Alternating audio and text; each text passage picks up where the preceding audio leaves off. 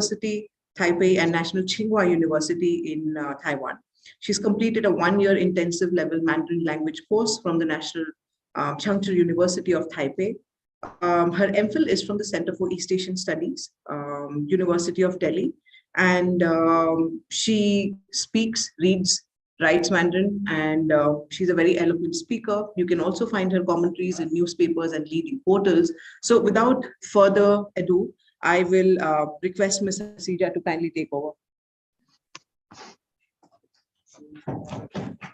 Thank you, Dr. Pathak. Good afternoon, everyone.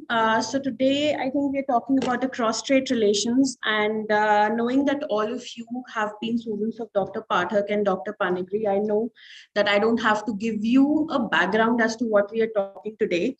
But let me just, why I'm starting with this map is because we are talking about cross-strait relations. And it's very important for us to understand certain things when it comes to the outlying islands before we speak about the cross-strait relations. I'm going to give you a brief overview of the history of the cross-strait relationship after 1949 till the present times, and I will be as brief as possible so that we have a lot of time for Q&A, where probably you'll have more questions as to the present status of the cross-strait relationship, and also probably have more questions given the international scenario and geopolitics right now. So please understand, of course, that why we call it cross-strait relationship is because the mainland China and Taiwan are divided by this Taiwan Strait. And you can see these islands, the Kinmen Islands, then there are Matsu Islands, Penghu Islands. All these are outlying islands, but they are under the control of the Republic of China, that is Taiwan, and not PRC. These islands actually play an important role as to the defense of Taiwan. And that is why I start with this map so that you have an idea as to the geographic location of these islands, and why we'll be talking a lot about these islands later on. So this if you see the Kinmen Island, they're right close to the mainland island, and that has been kind of the area where after 1949 there have been few instances of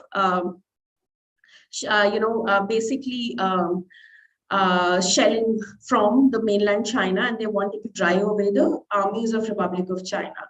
And Matsu also here, and then Penghu, you can see right there, Penghu Islands. And then of course there are other islands, Green Islands and other islands that are small islands. In fact, Taiwan actually controls the biggest island, that's Ituaba, of the South China Sea also. Not the artificial islands that have been built by PRC, but ROC actually controls the biggest island in South China Sea also. So, okay, so let me start then with my presentation. Sorry, I'm not able to go to the next slide. If you can just let me know how to do that. Shouldn't I just click on this? Okay, right.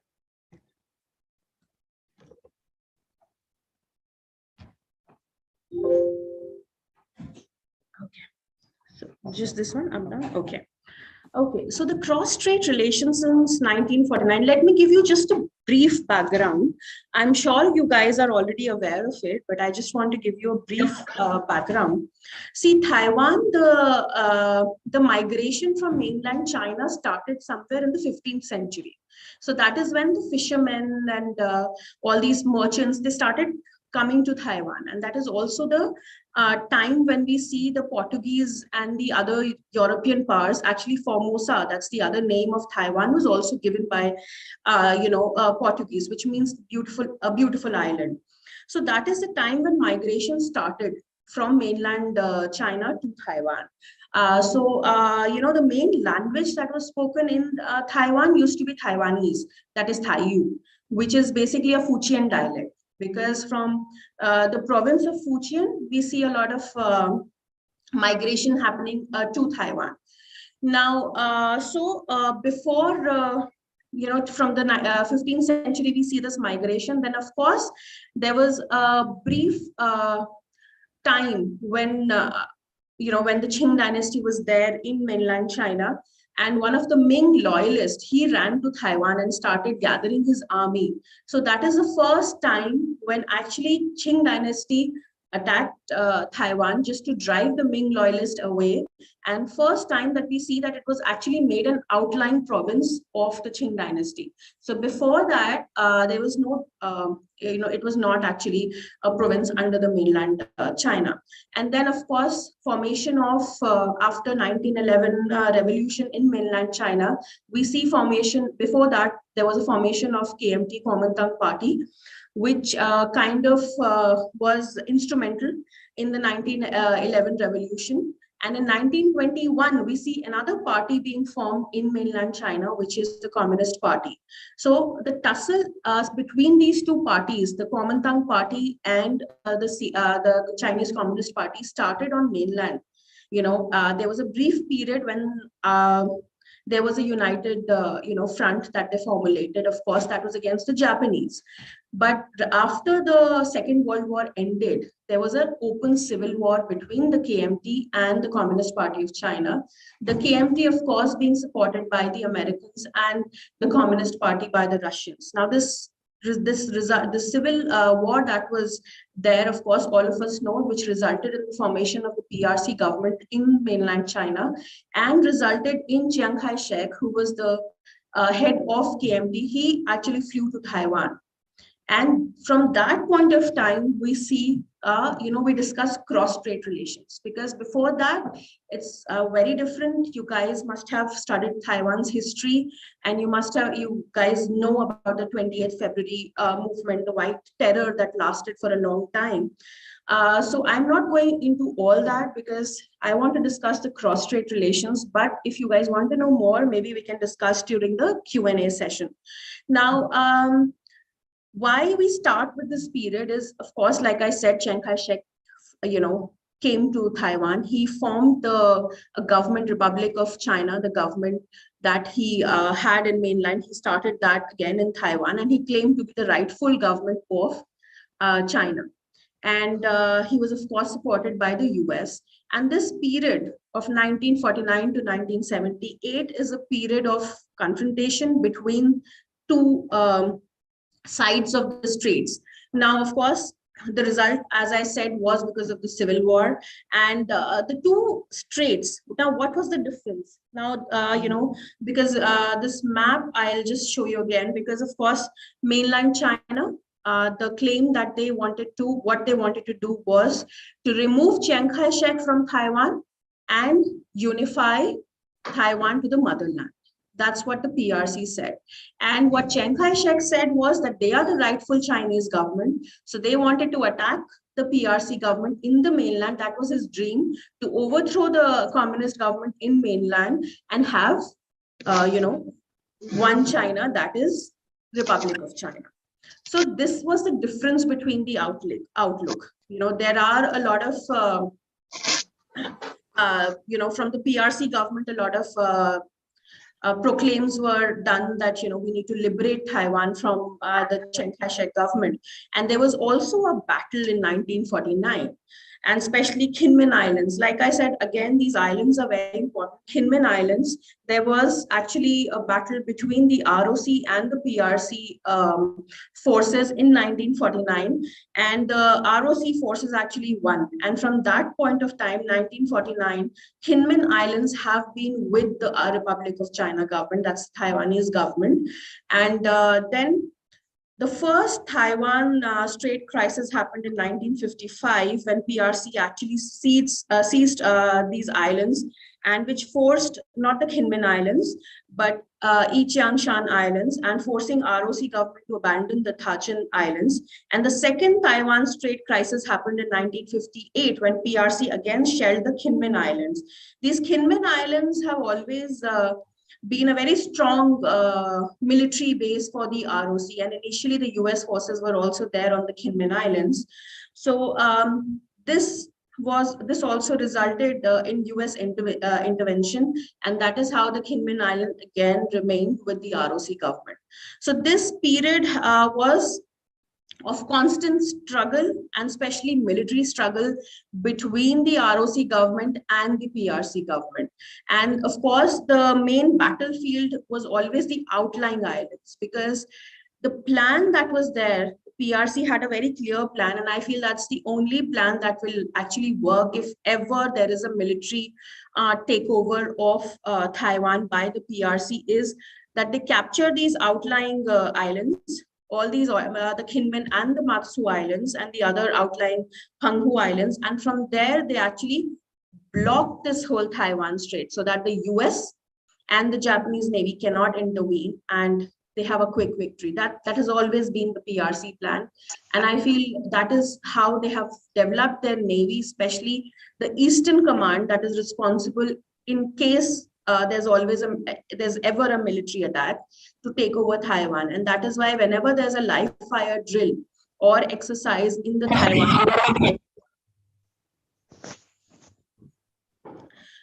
Taiwan Straits, we always see that it's the drills happen here, and that's the plan. So I think that's important for you to understand as to how a military takeover has been planned by the PRC. Okay, and then there was another. Then why I've divided these timelines, because it's very important, because there have been important incidents that actually divide these timelines into the cross-strait relations. So first, of course, was this period when we talk about 1949 to 1978. Now, from 1949, actually, the US government and a lot of other countries recognized the Republic of China as the true Chinese government, the only one Chinese government. But through the negotiations that started in the early 1970s between the US and PRC, we see that by 1979, actually, the US recognizes the PRC and ceases to recognize Republic of China as the government of China. So that is the period why I start from 1979 as another, period from where we look at the cross-strait relationship, because there's a marked change in the relationship, because from this time we see that there are no in the sense of shelling from the PRC on the Kinmen and other outlying islands, because they have reached an agreement with the US. But on the other hand, the US also passes a special Taiwan relation as to what their relationship will be with Taiwan after they have withdrawn the support from the Republic of China government. So that's also been very instrumental in determining the cross-strait relationship. The US has, since the beginning, at least from the 1950s, played a very important and instrumental role in the cross-strait relationship. So 1979, like I said, why I have divided this is because diplomatic ties are established between the US and PRC. And right after this, China Standing Committee of the Fifth People's Congress, National People's Congress at its fifth plenum, they announced that now what is the goal of PRC? So now the goal of PRC, of course, is reunifying the great motherland, which of course you see again after the 19th Party Congress under President Xi Jinping. They have been repeating that they have to kind of go for the rejuvenation of the great Chinese nation, that is recovering all the lost territories during the unequal treaties that they had lost. Of course, they refer to the Opium Wars. So, and there was another thing that they said here was that without any losses for the Taiwan people. Now, this is, of course, the Fifth National People's Congress, where they make an announcement right after the US recognizes PRC. And then, of course, 1984, Deng Xiaoping, he announced for a peaceful reunification, and he started this phrase that is so often used when we talk about Hong Kong, when we talk about Taiwan, from PRC's perspective, that is one country, two systems. That there'll be one country, of course, that is PRC, according to them, but there can be two systems of governance. Where, of course, we see that they, said the same thing about Hong Kong, and we know what has happened in Hong Kong. So this carrot, I feel, is still hanging just for the Taiwanese, public, because this one country, two system is something that the Chinese have always referred to when they talk about Thailand. That they can still, have two different systems of governance. Two systems means PRC, which is in the mainland China, is of course a communist government, but they can have another system of government where people can elect their head, and they can do that with Taiwan. They can give that autonomy to Taiwan. They have always spoken about it. Now, you have to understand that when all this was happening in mainland China, Taiwan was going through its own phase, another phase of development, because we see that Chiang Kai-shek, of course, had a martial law in Taiwan. Okay, and by martial law, I mean, even there was only one party, and that was the Kuomintang party that was coming into power, right?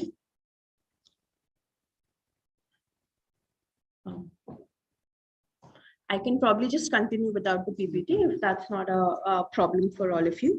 And now, Chiang Ching-kuo, who was the successor of Chiang Kai-shek, he also continued with the same policies that Chiang Kai-shek had, especially for when it came to PRC. Now, when you, if any of you actually visit Taiwan, you guys must definitely go to the IIR center. I think Professor Panigiri has been there. So that center used to be this hub of their intelligence operations against PRC. So now they have, of course, converted into a library and a center. But this place, still, I visited there. They actually showed me exactly where the Republic of China officials would sit, and they would get the newspapers, or any news coming from China would actually first reach them. And then that is how, they would actually do their intel operations from there. And because the ultimate goal, you have to understand, especially Chiang Kai-shek, was to overthrow the communist government in mainland China. So that shaped the cross-strait relations when he was in power, and also when his son came to power. So now Chiang Ching-kuo, he actually came up with 3 no's. Now, what were those 3 no's? It was no contact, no negotiation, and no compromise with the PRC. So this was under the martial law. But we also see that there was a wave of democracy that was coming in Taiwan, which was always there. That is why I mentioned the February 28th event that actually happened in 1947. Because that is the time when you have to understand how Taiwan is made up of, the society that Taiwan is made up of. Because I mentioned in the beginning that it was the 15th century when, from the Fujian district, fishermen and other merchants started migrating towards Taiwan. So there were people who were staying in Taiwan other than the Aboriginals, who were the actual, of course, occupants of the islands. So they had already, the Han people had already started settling in Taiwan. So there were people who were staying there before Chiang Kai-shek came. And these people also saw the Japanese colonization. Because when, China lost in 1895, this island was actually handed over to the Japanese. So for 50 years, these people who had started migrating in the 15th century, they saw a 50-year colonization period by the Japanese. So when 1949 Chiang Kai-shek officially came here, nobody spoke Mandarin in this island. The official languages were Taiwan, of course, was Japanese, but people spoke Japanese or Taiwanese. Nobody spoke Mandarin. So Mandarin was actually forced on them by Chiang Kai-shek in 1949 when he came here. So many people were reluctant, of course, because Chiang Kai-shek did not come alone. He came with almost more than 1 million people. And if you visit Taiwan and if you visit the National Palace Museum, you will see that there are more artifacts related to Chinese history there than you will actually see in any of the museums in mainland China. So, there's also a saying that the best beef noodles, which is a delicacy of, used to be the delicacy of mainland China, actually you can get in Taiwan, because he also got all the cooks here. So there was a huge migration of people from mainland China to Taiwan in 1949. So already we have 2 layers in the society. I mean, prominent layers. There are, of course, more layers. So one, of course, is people who are staying there before 1949, and then people who have come from mainland China to Taiwan. Okay, so they feel that they are, of course, Chinese, right? And they are here for a short time, and ultimately they are going to go back to their motherland. Now, these are also the people who suffered a lot because families were divided. There were people, because I have met so many people, his father actually stayed back in mainland China and mother came to Taiwan.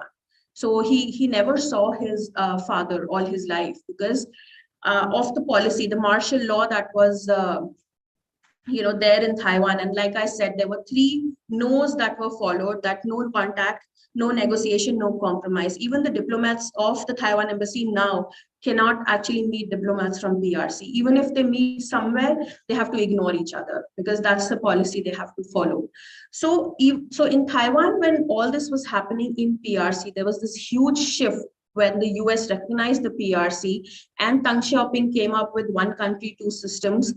There was a development in Taiwan when actually there was this whole democracy movement happening in Taiwan, which wanted they wanted to do away with the martial law and have a multi-party system, a true democracy in Taiwan. So there's three no's. Of course, once Chiang Ching-kuo, he actually died, there was a change in the policy in Taiwan. And that is why I put this timeline 1987, because after 1987, we see a renewed contact between Taiwan and PRC. What was the contact? The contact was that they could actually meet their family members. It's not even working here. Sorry. I wanted to give them some dates. It's not working here also. Maybe you can just disconnect it and I can just use my PPT.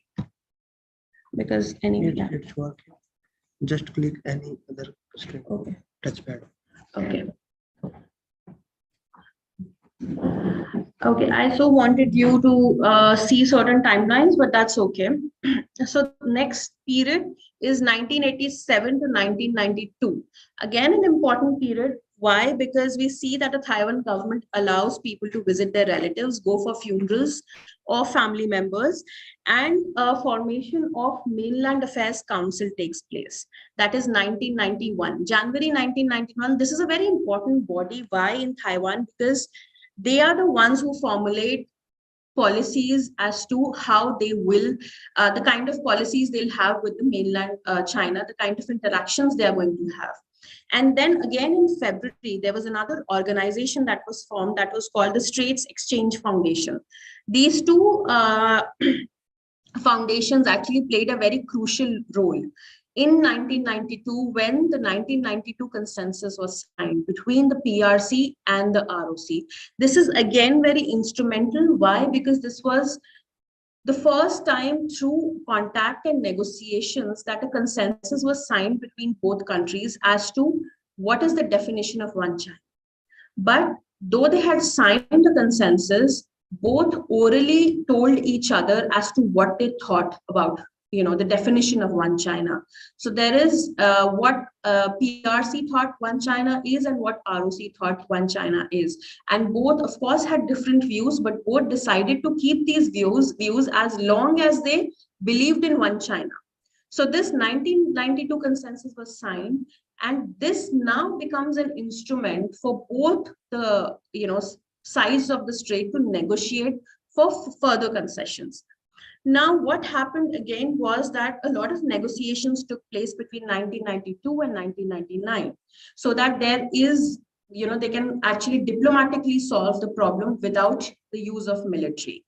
Now, why again I'm saying 99, it stopped, the negotiation stopped, because 1999 we see Lee Teng-hui, who was from KMT, but he was the first president of Taiwan, Republic of China, who was actually born in Taiwan. Because if you see Chiang Kai-shek and his son, both were actually born in mainland China. And from there they came and of course became the president of Republic of China, ruling Taiwan. But he was actually the first president who was born in Taiwan. And he went on an alumni meet to his former university, that was the Cornell University, and there he made a statement. And that statement again broke off the negotiation, because he said that Taiwan and PRC should have state-to-state relationship. One state to another state. The way one state will have relationship with another state, that kind of relationship we should have, and that triggered, of course, the PRC. They said Taiwan is no state, so we cannot have the state-to-state relationship. And again, the negotiations were broken off in 1999. And we, of course, see the missile crisis. You must have all read about it. That happened, of course, in the Taiwan Strait. Now, again, 1999, this happens, the negotiations stop, and there's another big change because the Chiang family stops, ruling Taiwan, and this martial law is lifted. They have a democracy, and the first time that another government other than the Kuomintang party comes to power in 2000, and that's the DPP, the Democratic Progressive Party, which is called the Green Party. Now, Kuomintang is called the Blue Party in Taiwan, and this is called the Green Party. Now, how DPP is different from KMT? Because DPP believes that Taiwan is a country and they seek independence. That was how this party started. Okay, so 2000, when they win the elections, Chen Shui-bian, he becomes the first DPP president of Taiwan. But he introduces 5 no's. Now, what are the 5 no's? He says that they will not declare independence, they will not change the national title, and they will not include state-to-state description, which actually broke off the negotiations in 1999, and they will not promote any referendum to change the status quo of Taiwan and the cross-strait relations, and they will not abolish the National Unification Council that was formed. So he, being a DPP guy and somebody who had always the party that had already spoken about the independence and always focused on being different from KMT, he was someone who kind of gave a way for further cross-strait relationship, so that at least the military fear that of reunification that was there, that does not happen. But just because he was from DPP and the ideology was different from the KMT, because KMT was always pro-unification, the PRC government rejected this DPP government and they stopped all contacts with the DPP government. So we again see that till 2008, there is no negotiations between the two parts of the strait, the two sides of the straits. So then this prompted Chan, who was of course the president of Taiwan, to dismiss the 1992 consensus, because initially he said that there is no 1992 consensus, but the spirit is there. So he wanted to work forward with it. But of course, that didn't happen. Then 2002, he makes a very strong statement and he talks about Taiwan's independence. And like I said, till 2008, there are no cross-strait relations as such that we can official. Of course, there are unofficial relations because the two sides of the straits, the families are visiting. And because of this negotiation that started and the 1992 consensus, they also developed some economic ties with each other.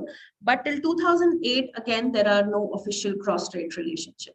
Then again in 2008, there is a return of the Kuomintang party to power, and Min Cheo becomes the president.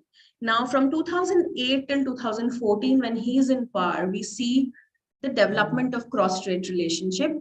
And not for the Taiwanese, but at least the two governments, a lot of positive things happen. Now, what are the positive things? Because Min Cheo, his policy was of 3 no's and 5 do's. So the 3 no's were no independence, no unification, no use of military force. That he laid out, but he also said that we'll do the 5 do's, that were accept the 1992 consensus, reach an agreement on peace, promote economic exchanges, and end the zero-sum game when it comes to geopolitics, and enhance cultural ties. So from this time, we see multiple direct flights from Taiwan to different parts of mainland China. And we also see that the economic ties and the trade relations, they get excellent. I mean, even now we see that most of the Taiwanese businessmen, especially the big businessmen, even the medium and small scale enterprises, most of them work, with mainland China, and they have huge business stakes there. So that this policy of his paved way for economic trade relations, and we see huge numbers of people from mainland China coming as tourists to Taiwan. So this is what the KMT government described as positive cross-strait relations till 2014. Taiwan also got the chance to join the WTO, and but we also see, like I said, within Taiwan things were changing, and they were also influenced by what was happening in Hong Kong. So I happened to be there in 2014 when protests started in Hong Kong. So there was a direct effect of that you see how it affected the Taiwanese population, because they realized that PRC is playing this bluff of this one country, two systems, and how Hong Kong there are protests, the kind of the ruthless way in which the protests were actually silenced. So I saw many conversations happening in Taiwan where at least the youngsters, they identified themselves more with the DPP. And this Hong Kong crisis actually, if you ask me, played a very important role in Tsai Ing-wen's election in, when she took over in 2015 as the president of Taiwan. She won the elections. So that was very instrumental. And also we see before she took over, when the KMT government was there, they were about to sign a trade agreement with, the mainland China, which will allow China to have a free hand. It was kind of a, the free trade agreement on the lines of that they were signing. And in 2014, in Taiwan itself, we see a sunflower movement, where the students and, they actually enter their legislative yuan and they stop this agreement to be signed. So these two things play a very instrumental role in kind of getting DPP also back into power and also shaping the cross-strait relation post 2014. Because that's very important, because 2008 to 2014, we see a different kind of cross-strait relationship when Ma Ying-jeou was there. But after that, we see an entirely different. So DPP comes to power in 2014, which again leads to a very tense cross-strait relationship. Because of course, DPP and the PRC, they don't see eye to eye when it comes to ideology and what is their definition about, one China, because DPP never acknowledges the 1992 consensus. Of course, there are divisions within DPP. There is a deep green, there is a light green, people who believe that status quo is the best option for Taiwan. And but there's also a part of DPP that believes independence is something that they need to declare. So now what Tsai Ing-wen does is she does not accept the 1992 consensus. And like I said, because of the Hong Kong crisis, there is a, how do I say, the popularity of DPP increases, especially among the youth. And then again, she comes to power in 2020, which again is also influenced because her popularity actually declines in the first term, the last part of her first term. But then again, 2019, we see the crisis in Hong Kong, and the Taiwanese people realize that one country, two systems will not work. There were demonstrations in universities. I think all of us witnessed that. In my own university, there were posters everywhere. And students from Hong Kong were protesting, and they were saying, what is happening today to Hong Kong? You will be the next victim. So, be with us. And you need to realize that one country, two systems will not work. So again, we see that two consecutive wins for DPP, which again influence the cross-strait relationship where there is no official contact. So even now, there is no official contact, though there were news that at least when the PRC realized in 2014 that DPP is going to come in part, they had sent some unofficial messages that if Tsai Ing-wen accepts the 1992 consensus publicly, then there is a hope of having cross-strait relationship and negotiations can continue.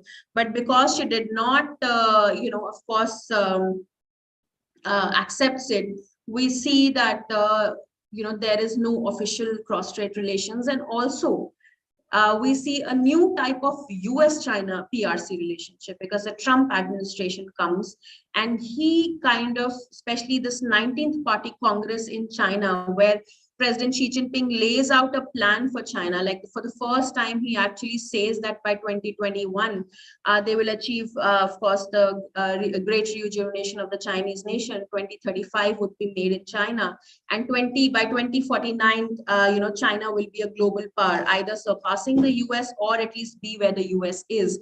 That triggers the China-US trade war, and Taiwan, of course, is one of the one of the beneficiaries when it comes to this, because the US supplies arms and armaments to, I mean, I had full data as to the sale of arms and armaments, because that was also, an understanding between PRC and the US that they will not supply certain kind of arms and armaments. And also, of course, if they cannot supply arms and armaments to Taiwan, but US under their Special Taiwan Relation Act has always done that. But you see that after the Trump administration, there is a renewed, or I would say more sale of arms, and even the Biden government has continued with them. In fact, I'll give this probably the chart to Dr. Pathak and Dr. Manoj, so that you guys can have it, because I've listed at least all the arms sales that happen. So that this US role also plays a very important part in the cross-strait relationship, because ever since Tsai Ing-wen took over, the first time she took over, there was actually a phone call between her and President Trump that again kind of provoked the Chinese. They always get provoked for various reasons, but then they publicly kind of started talking about that the US is crossing the red line and they should stop that. And you see that the Chinese PLA Eastern Theater Command, especially, they in 2018 they actually conduct the biggest live fire drill exercise in the Taiwan Strait, and statements started coming in, of course, from different sectors in China, strong statements, especially from the PLA and also from different party cadres about reunification of Taiwan. See, here I would just say, when we talk about cross-strait relationship and PRC's perception, because Taiwan, of course, has a different perception now. We'll, of course, talk about that also. But PRC's perception is, of course, everyone agrees that Taiwan needs to be reunified, because that's ultimately their dream of, their great motherland that they need to reunify. But in PRC also, there are different ways in which they want to achieve. Of course, after Xi Jinping's speech in the 19th Party Congress, you will see that at least the PLA officers and also a few sections of the party have come up with very strong statements, and they talk about the military reunification. But there are also mixed statements from different sectors. And of course, from the PLA also, there are people who are writing that military reunification is not possible. Now, why I say this, I've taken one example of the mixed reactions, that is Sui Lei. He actually is a research fellow with the China Institute of International Studies. Now, this is a think tank which is affiliated to the Ministry of Foreign Affairs, PRC. So what he says carries weight, because he says that mainland China is in no position to take Taiwan by force. Of course, he wants reunification. He says we can do a reunification, but we have to be smart about it. We cannot do a military one. Now, why he says they cannot do a military one is, of course, the domestic political risks are high in the event of an unsuccessful show of force. What if PLA Navy is unsuccessful? That is going to affect the domestic audience and the domestic, politics, and which Xi Jinping cannot afford to do, because he, I'm sure you have studied that he's facing internal problems. The kind of, especially COVID has, during the COVID time, he was the first Chinese president to be named and criticized on social media. They were posts by prominent academicians and also from a few princelings that kind of opposed Xi Jinping. And you see the tightening of controls in every aspect that Xi Jinping is doing. So if there is an unsuccessful show of force, then this domestic, problems can be triggered off. Then there's another thing that polls show that 80% of Taiwanese people, of course, are willing to defend the island. This was a survey that was done by NCCU, where actually 80% of Taiwanese people said that in case PRC attacks them and they use force against against Taiwan, 80% of the Taiwanese are going to defend. And then secondly, in the context of the 20th Party Congress, that is of course due this year, October, Xi Jinping needs a very stable domestic political environment to ensure the extension of his term as General Secretary. In the 19th Party Congress, already he has proposed that he's going to be there, he is going to have a 30-year term, which was actually abolished by Deng Xiaoping. So he wants to ensure that. So Suele says that looking at all these factors, a military reunification should not be done, because that will destabilize the internal politics of China. So he says, and he remains hopeful for a peaceful reunification. But if you ask me, having stayed in Taiwan and interacting with different sectors in Taiwan, maybe 25-30 years before it might have been a possibility, but now peaceful reunification is not a possibility, because especially the youngsters, they identify themselves more as Taiwanese. Because like I spoke, there are layers within the Taiwanese society. It's not a monolithic society. So the youngsters identify themselves more as Taiwanese rather than as Chinese. And so that's going to play this is going to be an issue. The second, of course, which is important for PRC, trust me, they don't care about anyone. It's only the US that they're looking out for. And whatever they're doing in South China Sea, that's my personal assessment, that they are actually pushing the PRC government. The PRC government is pushing the US. They're seeing when the US will react. So even the Ukraine crisis is being watched very carefully by President Xi Jinping. And I think President Xi Jinping, the moment he realizes that the US is not going to intervene, that is the time when he can think of a military, use of force against Taiwan. So that is, one of the factors. The US plays a very important role when it comes to cross-strait relationship. And also, of course, right now, it's the 20th Party Congress that's there in the mind of Xi Jinping. So peaceful reunification, like I said, will not happen. At least that's my assessment. You never know, but at least the Taiwanese public, 80% of them, I think 77.7% have refused a peaceful reunification. They identify themselves as Taiwanese, but the statement from Shinzo Abe, especially that came in a few days back, I think that's very important, because he says that he wrote an article for the Straits Time, and he recommended the US to shed its strategic ambiguity on Taiwan. He says the US has to make it very clear as to whether it is going to defend Taiwan if the PRC attacks them. He said that is going to ease the tension that is there right now in the South China Sea and also the East China Sea. But I think that's very important, because like I said, US is good. China is actually just watching the US. And that's kind of that's actually a deterrent. It's been there for a long time, because US, of course, plays an important role in the cross-strait relationship.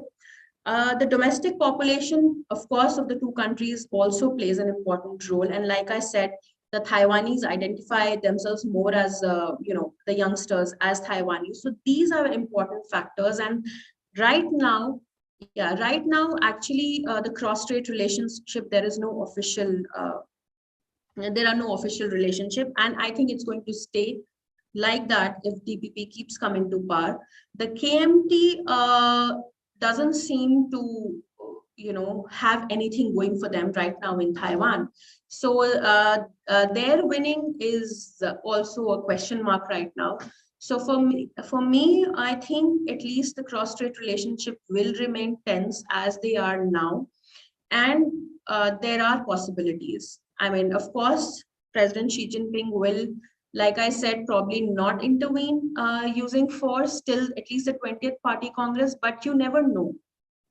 I mean, how the situation is, if the internal situation gets bad, maybe just to save his position, he can do it. But for now, at least a military, I mean, the use of force uh, remains in question as peaceful reunifications remain in question. And probably the status quo is still there but it all depends, of course, geopolitics. We can never say anything. Look what happened in Ukraine. So Taiwan Strait is another flashpoint where something might happen. So that's, I think, leave. I'll end my lecture and maybe you can ask me more questions when we have the Q&A. Thank you.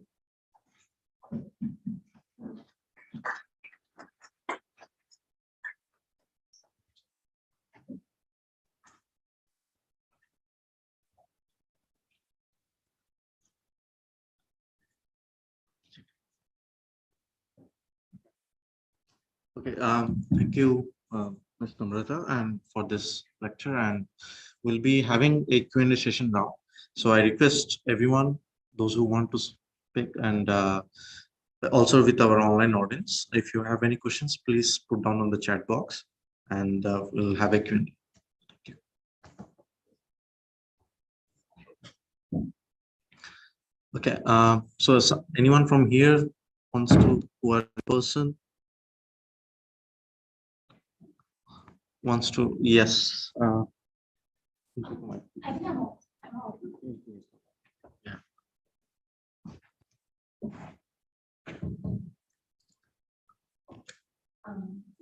you, ma'am, for very insightful remarks. My name is Anushka Rosana. My question is regarding one of the comments that you made, that in case China's use of force in Taiwan remains unsuccessful, it could stir up a domestic crisis. And so Xi Jinping should make sure that there are no possibilities in that before he goes ahead with his plans for denuclearization. So, to what extent can we witness such a crisis unfold in China if at all there is failure to attain reunification by use of force? And what exactly are the measures that Xi Jinping could take in the years to come to make sure that this doesn't happen? Or is that even a possibility that he can take measures to make sure that is it bound to happen in this Answer the question, or I'll just add one more question because I have a topic similar on those lines. I hope I'm audible. And my question was, what is the kind of sense which is prevailing in Taiwan right now? Given the fact that, there are these talks which are going on regarding China, the PRC attacking Taiwan, what are the kind of responses that they are preparing for? And, is there a division even in that? Are there some people who think that, it's not really going to be a possibility? There's a segment of people who think, it's a very real possibility. So what's shaping up in Taiwan? Do you want to take more questions, or will be? I don't know how the system is. Okay. Let's take 3 questions. Okay, so let's take maybe one more question. So, whenever China has internal problems, it normally looks towards an external foe. So, wouldn't it be little in Jinping's interest to make Taiwan that external enemy now, and maybe make the move or do something similar to an full-scale invasion, especially now that they know the US want to what it was expecting to do? Yeah, maybe we can respond this. Yes, please. Dr. Patil's question about Taiwanese perception, or what is there a division in the society when it comes to that? See, that's why I said that Taiwanese society is not a monolithic society, because there are, of course, people who were there before Chiang Kai-shek came, like I said, so they have a different opinion. So if you talk to them, that generation, because I happened to actually speak to a few. They were like almost all of them were 80 plus, and that I was lucky enough to speak to them because they were, of course, part of the demonstrations that happened in 1947. They were quite young, and all of them were in their late 80s now. So they said that they were really unhappy when Chiang Kai-shek actually, just came to Taiwan, and they were forced to learn Mandarin, and they were not able to, they call Taiwanese their mother tongue. That's what they say. So then there was a section, of course, that came in large numbers with Chiang Kai-shek, and they identified, of course, themselves as Chinese. But there are more layers to it, because many of the Taiwanese now are actually marrying mainland Chinese. They also have a party of people from mainland China in Taiwan. So there's already a party that has been formed. Then many Taiwanese are marrying people from Southeast Asia, because we see a lot of people from Vietnam, Philippines, and all these countries who are coming in as workers in Taiwan. So there are multiple, layers within the Taiwanese society. But like I said, at least now there is a consensus as to 77.7% of people who actually identify themselves. This was a survey done by NCCU, and probably I think it's available in Mandarin. It's not available in English. So they identify themselves as Taiwan. So for them, at least now, whatever is happening in Ukraine, of course, there was a section in Taiwanese society that was kind of, scared that, maybe Xi Jinping will take advantage of what is happening in Ukraine, because of course the US is busy there, and he will, kind of, use this chance to kind of show force against Taiwan. And then there was, of course, a section in Taiwan that feels that that still feels that the US and Japan will actually come to their aid. But the ROC forces themselves, because I happen to interact with a few officers who are presently, working for the armed forces. They have actually, of course, they are buying arms and armaments from the US, but they're also now training and doing live fire drills in case of an attack. So they are also preparing for that. And somewhere they realize that even if the US or Japan intervenes, Taiwan will have to fight for themselves. Like, of course, we all have to. Because all of you, of course, know the Taiwan Valley incident. You must have seen the global reaction. There were mere statements that came in. So with Taiwan, it might be a little different, because if Taiwan is military, the PRC use force and they unify Taiwan, it will have a direct impact on all the bases, the US bases in the Pacific. So it might be a different story than what is happening in Ukraine, because the US, of course, if that happens, then trust me, the US will not be a superpower anymore. It will just be another power, because then that will give the Chinese capability to attack all these bases that they have in Pacific. So probably that can be different. But yes, Taiwanese society, there are, of course, two divisions, because one group feels that the US is not going to be able to, and they will have to defend themselves. And that is why you see, more procurement of arms and armaments. But of course, there is another section that feels the US and Japan will intervene, because the US and Japan have actually signed an agreement. They have not defined as to how they are going to help Taiwan, but they have signed an agreement in 2020, which actually says that they are going to help Taiwan without defining how they are going to help Taiwan. And that is why the statement by Shinzo Abe is very important, where he actually says that the US needs to define how they are going to help Taiwan, and make it very clear that in case of any PRC attack, they are going to help Taiwan.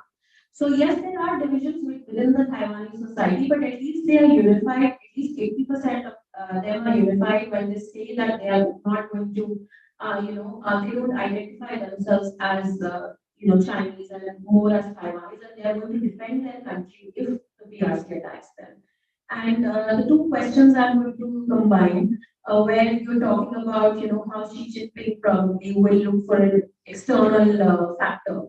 Now you have to understand that after how Xi Jinping came to, became this, of course, the general secretary of the Communist Party. Now before him, we of course know the 30-year era of Mao and then Deng Xiaoping. Now Deng Xiaoping did away with a lot of things that were started by Mao, because During the Mao era, we see the Cultural Revolution, the Great Leap Forward, all were failures. And he himself was purged by Mao. So he understood that this one man that, calls all the shots in CDC, of course, can be dangerous. So that is why he came up with this proposal that President of China will be there only for 2 terms, right? And he did away with this 30-year thing. In fact, Xi Jinping's own father was purged during this. He was also sent to work as a peasant during the Cultural Revolution.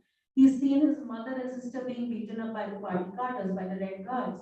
So he's witnessed all that, and still he had this, of course, faith in the Communist Party. So it tells, of course, we have to analyze, even if it's an enemy, we need to study the character and understand their thinking. So I think Xi Jinping definitely is a tough guy. He's not someone, he's definitely a tough guy. That is why he was brought in. Now, why he was brought in is another, of course, state, because Hu Jintao, after he was going to, of course, step down as the president, Po Xilai's name was there as a front runner. And it's only when his right-hand man and also his former police chief, Wan Lichung, he actually took asylum in the US consulate in Chengdu, that paved the way for the downfall of Po Xilai. But that also kind of told the party cadres that how far had Po Xilai actually gone to assure a place for himself in the Politburo Standing Committee, and also, being a front runner for the president. That is the time when the reins were actually handed over to Xi Jinping, and with a clear mandate from the party that he needs to clean the party. And that is why we see a number of reforms that it has done in PLA and other areas. And trust me, that has also earned him a lot of enemies, because he has placed all his people at those positions, and he's also tightened, controlled a lot of army officials above the rank of major general have been dismissed. So there are pockets of internal dissent. That is why I say that the internal situation is not as stable as when you read in the media. But if you read the Chinese language media and maybe the social blogs and Weibo, you get a sense that things are not okay. There were a couple of universities in China where also when he declared this 30-year term in the 19th Party Congress, that protest posters were put up. That and so it's not. There are a few sections that are unhappy with the 30-year term, because that reminds them of what happened in the Mao era. So internally, he of course faced criticism, and that is why we see that the Ministry of public security and other places, the rules have been tightened. All his people are there, and like you say that he will look for an external factor. That is only when he is really desperate. But you also have to understand that when it comes to India, the Doklam crisis and the Galwan Valley crisis, there has already been a lot of criticism, because whatever, even the Doklam crisis, 73 days we had a standoff with the Chinese, and the results that were there, of course, were not pro-China. Like, they never expected the Indian forces to reach that early and block the road construction. And there were also articles after that in the Chinese language media that India was given money to kind of diffuse the tensions. And then the Ministry of Foreign Affairs actually China had to come up with a statement saying that we have not given any money to India. So, they already have problems when it comes, they're facing that internally when it comes to these two episodes with India. And even during the Galwan Valley, when India released the list of the 20 soldiers that were killed, the Indian soldiers, there were questions on Weibo and other social media in China where the Chinese nationals were actually asking how many of our soldiers died, and they were worried about their own soldiers. So that is also one of the reasons why I said he wants a stable domestic environment, because many people are not happy with this extending the term. So that is why probably, and this essay, that is why I picked up, because it's from an influential think tank that directly works under the Ministry of Foreign Affairs, China. So I think it's important for us to also take in these factors rather than saying that Xi Jinping is definitely going to use force because he kind of wants to extend his term here. But that is going to indirectly because even when the Doklam crisis was happening, we happened to meet a few Chinese officials who were worried that if this continues, the 19th Party Congress will have to be postponed. And that was a big thing, and that will not go in favor of Xi Jinping. So even now, that is a factor that probably Xi Jinping is also calculating that it will not probably go in his favor. He wants a stable environment, extend his term because they are already internally, thanks to COVID also. When you see there was this post on Twitter that was posted for 10-15 minutes where he was directly criticized. And also video was posted when he went to visit Wuhan. The residents were asked to clap for him, and the residents, many of them refused. So they posted all that on social media. And there were also other postings on social media criticizing President Xi Jinping directly and his handling of COVID. Then there was a letter that was signed by a few princelings. Princelings, of course, is a faction within the party where Xi Jinping also belongs to this faction. This letter circulated, which criticized Xi Jinping and criticized the Belt and Road Initiative also and his handling of COVID. So there was a lot of criticism within the party also of Xi Jinping. So I think for now, that's what I said. Only if he is too desperate and he feels nothing is working because he's already laid out these plans, which many of them did not go according to his calculation, like the Belt and Road Initiative. It is seeing backlash almost, everywhere, wherever it is, leaving aside maybe a few countries. But you see what is happening in South Asia, you see what is happening in Sri Lanka, you see what is happening in Pakistan, even the China-Pakistan economic corridor, which is one of the, I think the only part of BRI that has seen kind of being operationalized at many levels, that is also facing backlash in Pakistan. So when the Prime Minister of Pakistan was actually in China to attend the Belt and Road Forum in 2017, there were demonstrations happening in Gilgit region and also in Balochistan, and they were raising slogans saying "This is the road to Gulabi," So there is a backlash everywhere for Belt and Road. Then the two episodes with India and the way India opposed the Belt and Road Initiative. Then, because of after the 19th Party Congress, this US-China trade war has impacted China. Then COVID. So all these factors are there. So it's not as rosy a picture of also the Chinese economy that we see in the newspapers, because you have to read between the lines, especially the Chinese language media. You will understand that the economy is also not as good as it is being portrayed. So there is of course a prediction of a food crisis that is going to happen. So there are a lot of factors which he needs to factor in if he needs to have this military adventure against Taiwan. And then the most important, of course, is the US. Because till the time he is not sure the US will not intervene, I don't think he's going to be that adventurous. Thank you. Mehak, you have some questions? Yes. See, Russia-Ukraine crisis. The Ukrainian invasion is a military and a strategic failure. When you see Taiwan, it's strategically and militarily more difficult to be captured. And we also know that in the Marine Corps of the PLA is not that advanced to make an amphibious attack. So I want to know whether she can take this military adventure of invading Taiwan and how, let's say, after the 20th Plenary Committee takes place. Just a minute. We'll let the mics pass. So also I'll just add this. I think you have answered this. We have a question from online that how does the since DPP came to power, how does the Xi Jinping's policy might be plausible for getting things worse or making things worse in Taiwan Strait? Yeah. Thank you so much for the insightful lecture, ma'am. So my question is related to trade. So what role does the ship industry in Taiwan play in the cross-strait relations? And how much is it a significant factor in how the US is going to react if there is a Chinese aggression against Taiwan? So I wanted to know your views on that. Thank you. Yeah, yes. Can you pass down the mic to Rohit? Over there.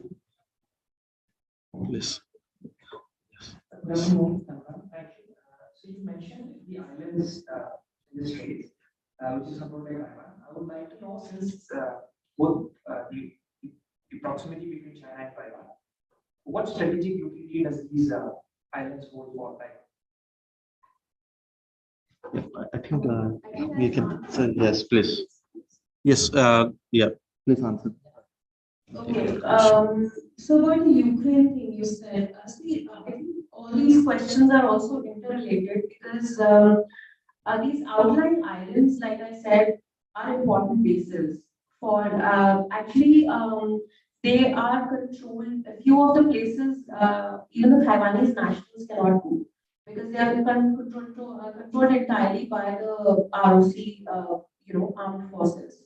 And like I said, the possibility of this, of course, amphibious attack, like you said, is also possible only if PRC captures these outlying islands. So that's the only possibility if you ask from a military perspective. Kinmen and Masu definitely needs to be captured, and then the PRC can actually block the Taiwan Strait. And then there is of course the possibility that within 24 or 48 hours they can capture Taiwan. And you also have to understand that from a Chinese perspective, and having spoken to Chinese themselves, one thing that's also stopping them is that they don't want any harm blood on their hands because after all, the other side of the strait also the majority is Han population.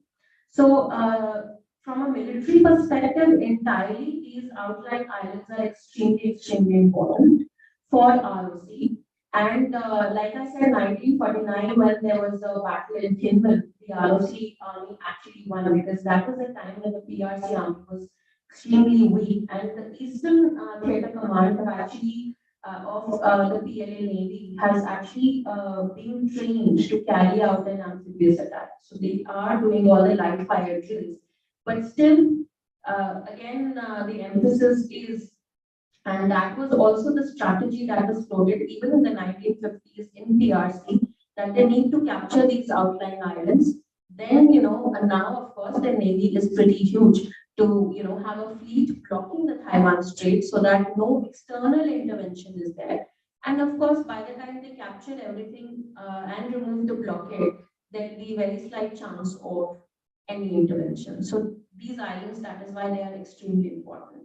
And they play a pivotal role, of course, in the defense of ROC also. And every armed forces, I've been informed, at least has one posting on these outlying islands. And every male above the age of 18 years in Taiwan, they have to do a compulsory 3 years of military training in Taiwan. That's a compulsory training they have to do. So of course, these outlying islands are important. You asked about the chip industry, right? So of course, the US has huge stakes, not only the US, because Taiwan is one of the leading manufacturers of the semiconductors also. And so, like you said, any Chinese aggression, what it will do. So all these factors actually come in when we talk about any US intervention in Taiwan. And Taiwanese have not even shared this semiconductor and the chip thing with the US. I mean, in India, we talk about them sharing the technology. They've not even shared with the US. I mean, of course, they're the leading producers or manufacturers of that. That, of course, plays another role because when COVID actually struck Taiwan, that was the problem that in the supply chain also. But COVID did not it did not restrict the production in a way that it did at other places in Taiwan because they had control. So all these factors do play an important role when it comes to our understanding of whether the US will intervene or not. Was there another question? I think it was something related that you have already mentioned about DPP. Yeah, I think after TPP, especially was set, even the first time when they came in 2000, there were no official relations between the PRC and the ROC. And the same goes now. And I think every time a TPP government comes, I think it is mandatory for the PRC, the way their policies are and the ideological differences and the way they look at Taiwan. I mean, they have to do it. I mean, even the PRC has no option, because TPP talks about independence, and that is a complete no-go area for the PRC. We'll take one last question. I know you all are waiting for lunch, so please. Thank you, ma'am, for the insightful session. So my question is based on the formation of Quad, because it has both US and Japan in it. So does it in any way change the security conundrum between the cross-strait relation between China and Taiwan? See, the Chinese are definitely not happy with the Quad and the Indo-Pacific strategy. If you, I mean, wherever, in any international forum, when we have met them, even for 1.5 or anything, they have always thrashed the Indo-Pacific and the Quad. And they have said, it's a totally useless, thing, and talk about Asia-Pacific.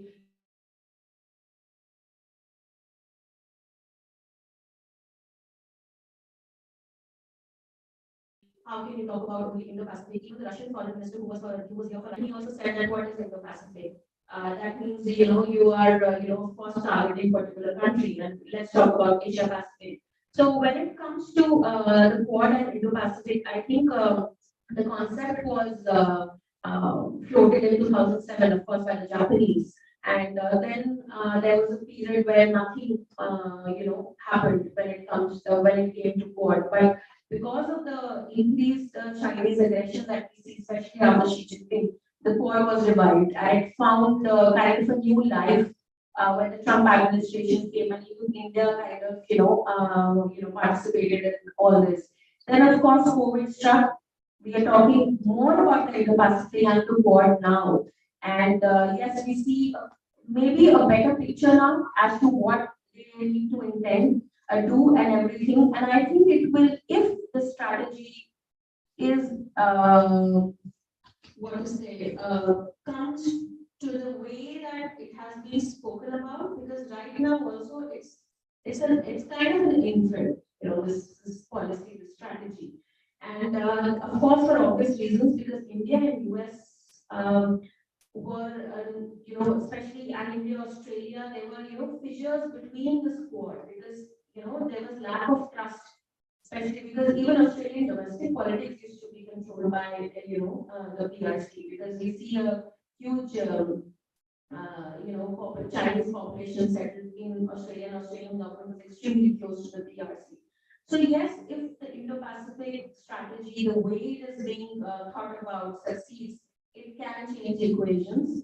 The only thing is, if it reaches the level where it kind of unfolds in a way, and there is a military alliance, because as long as we're talking about COVID, if we're talking about other things, right now it is even now it is creating problems within the PRC. You see the articles that are being written about Indo-Pacific, the articles that are being written about the closeness between India and the US, even the Galwan Valley incident has, if you read the Chinese sources, I mean, the most of the blame is actually, of course, put on the closeness between India and the US. So that has actually kind of jolted the Chinese. So I think if it's properly worked on, probably will change equations, because Indo-Pacific strategy is a larger strategy than Quad. And Indo-Pacific strategy, to me, it will be successful, of course, if we also include the middle powers like Vietnam, Indonesia, and now we see the UK, German, and French navies also, sending their ships in the South China Sea, kind of. So all that is developing. It's still developing. But Indo-Pacific strategy is a bigger strategy, and I think that needs to be worked on, and it can, of course, change equations in this region. Thank you so much, Ms. Hasija. Thank you, Dr. Panigrahi, for having moderated the session so well and seeing this event right through the end. Thank you, IT, for helping us throughout. Special thanks to Ashu and where are you? Thank you so much, Anushka, for having helped us out with the logistics. Thank you, audience, for your active participation. We thoroughly enjoyed your questions. I would now request Dr. Panigrahi to come and honor our guests with some mementos from our university.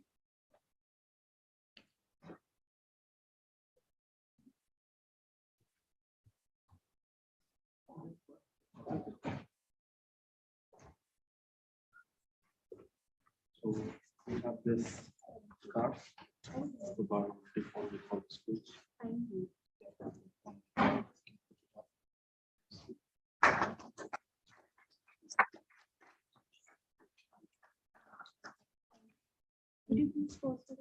Yes.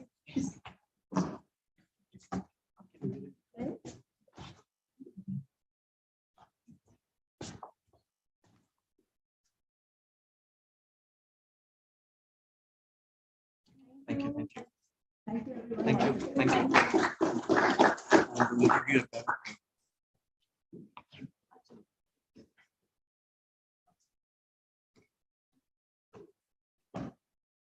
For students of Chinese foreign policy, I'll see you all again next week, Tuesday, same time. In case there are questions, RMS teams works always, so I'll stay in touch with you. Thank you once again.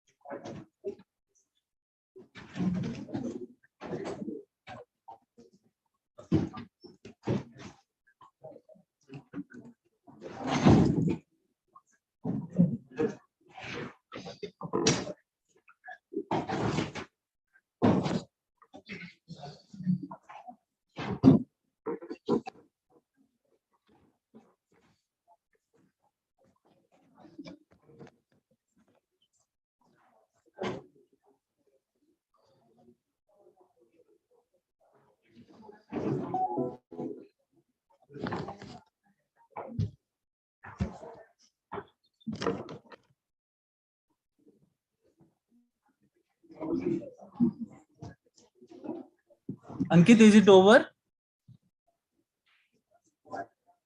Yes, sir. Okay.